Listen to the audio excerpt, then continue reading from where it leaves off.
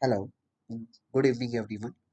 Today we would be discussing a topic which has been in news recently, and the topic is about the new CRC tariff norms. Uh, Actually, the whole power industry, not whole, majority of the power industry is a regulated one, and the CRC take out the tariff norms for the plants. Basically, the plants, how they have to operate, what would be their heat rate values, what would be the norms under which they have to recover the money from the beneficiaries or from the stakeholders. So this whole has been fixed in a regulated framework, and time and time the CRC revises these norms based on the prevalent conditions in the market. But before taking finalizing the norms, it takes out a draft paper, and on draft paper it takes the feedback of all the uh, affected parties, or not, I would say parties, or I would say affected members who would be covering under these norms. So CRC try to take their view, what's their view on the new norms, and on that basis they take out a draft paper, and finally receiving all the comments and going over through each and every comments, and what would be the final broad guideline on which the framework should be decided, it publishes it. So similarly, the normally the tariff norms are for 5 years duration, and so it started sometimes back. Last tariff norm was for 2019-24, and recently the new tariff norms were introduced for 2024 to 2029. So we would be covering the chapter 12 on the of the tariff norms that deals with the operation methodology, and let's start with. So the chapter 12 deals with the norms of the operation of generating units and the transmission units. It basically covers the three regulations 70, 71, and 72. The regulation 70 deals with the thermal power plant norms, regulation 71 deals with the hydropower plant norms, and regulation 72 deals with the transmission system norms. So what exactly the chapter 12 covers? The chapter 12 talks about how you have to recover your fixed cost, how you have to recover your variable cost, or what would be your uh, or what would be the variable cost which would be uh, asked by you. What are the basically components of these variable cost? Then any supplementary capacity charge if it required, how you have to recover it. Similarly, any supplementary energy charges if there, then transmission charge is there. Then is there an incentive of uh, generating uh, more than the not more than the required. Basically, if there is incentive on the generation and the transmission license, all these things are governed under the regulation 70, 71, and 72. So as I've already explained you, the 70 talks about the thermal power plant, 71 deals with the hydropower plant, and the 72 deals with the transmission system. Since we would be focusing on the thermal power plant, so we would be basically covering on the regulation 70 and its components. So the regulation 70 has different components. The first component which we will be talking about is normative annual plant availability factor, that is NAPAF. It basically talks about the how you have to recover your fixed charges. So to recover its fixed charges, a generating station has to kept its availability for a year more than 85%, and on that basis, he would that generating station would be able to recover its fixed charges. Similarly, if you have to earn the extra incentive, then your plant load factor should be uh, above certain values. Then the basic thing or the most important thing which the regulation talks about it is the gross station heat rate.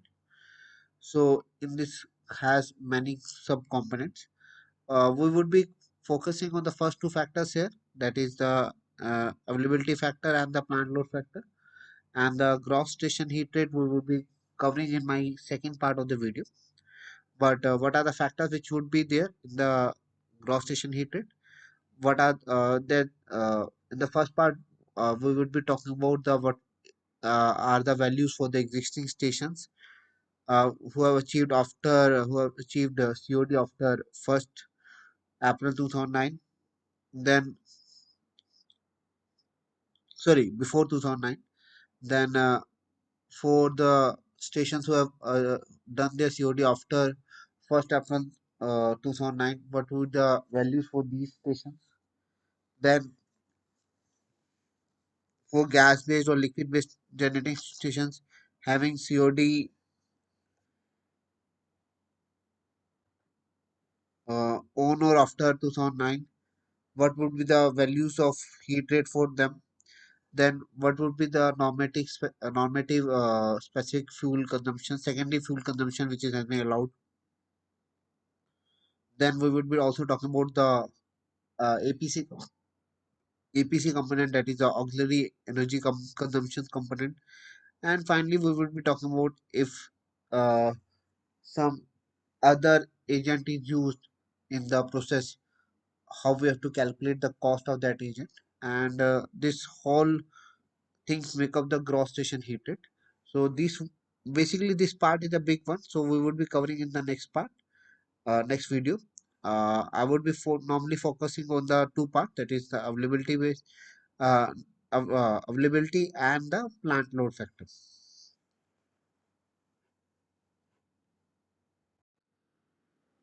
For the generating station to recover its fixed cost, which is comprised of many factors like interest on working capital and your return on equity, your salaries part, your on expenses part. So there are many different subcomponents of fixed cost. So in order to recover that fixed cost fully, a plant has to must show its availability 85% of the time.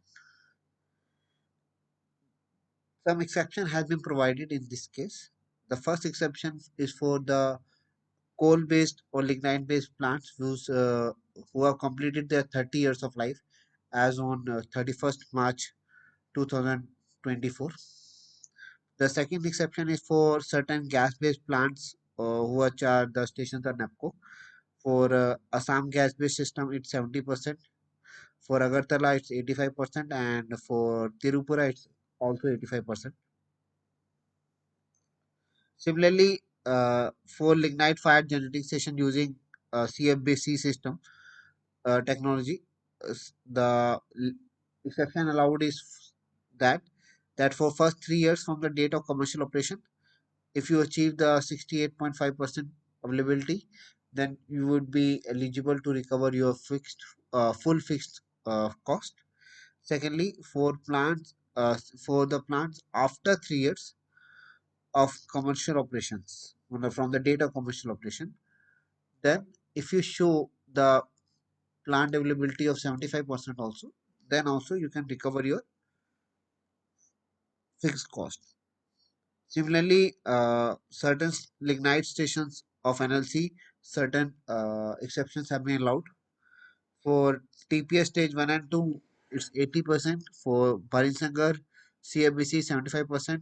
For TPS 2, which is again a CFBC, is 70%. And TPS 1 expansion, it's 85%. And new lignite thermal power station, it's 80%. So basically, the fixed cost plays a major role for the any generating station, and because its profit margins, everything is included within this fixed cost. So if the station can't able to recover a fixed cost, then it runs into a uh, not loss, but its profitability actually impacted in a long way. And there's a condition that if you show the availability of 84%, as compared to 85%, then you would be eligible to recover only 84% of your fixed cost. So even a 1% down would actually impact 16% in profitability. So that's the basic challenge for the generating station to show its availability of at least 85%.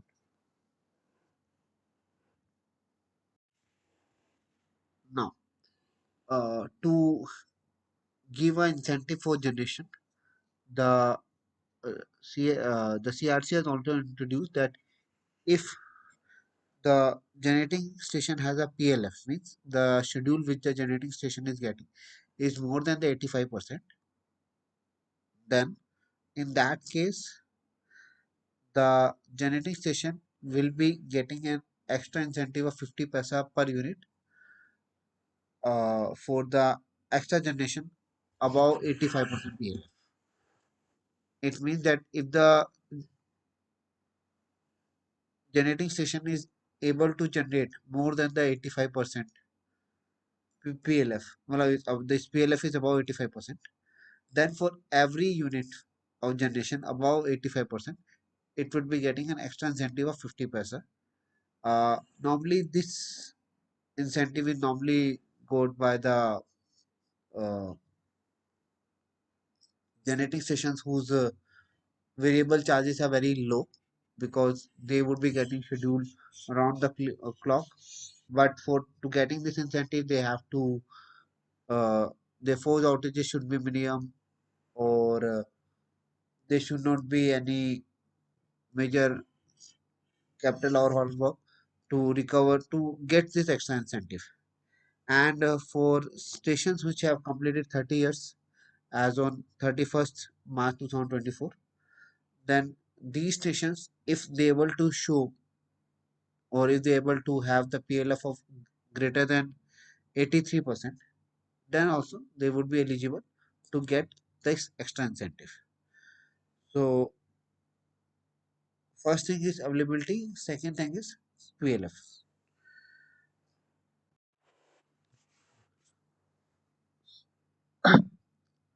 So this I would be covering these two part only in this video. The remaining part, that is the major part of gross heat rate, we would be covering in our next video, where I would be discussing all the five, six components which we have discussed earlier, and what are the various norms which have been applicable for them, and how they are different from the previous times. So this would be covering in my next video. So till then, if you like this video, please press the like button and do subscribe to my channel. Thank you.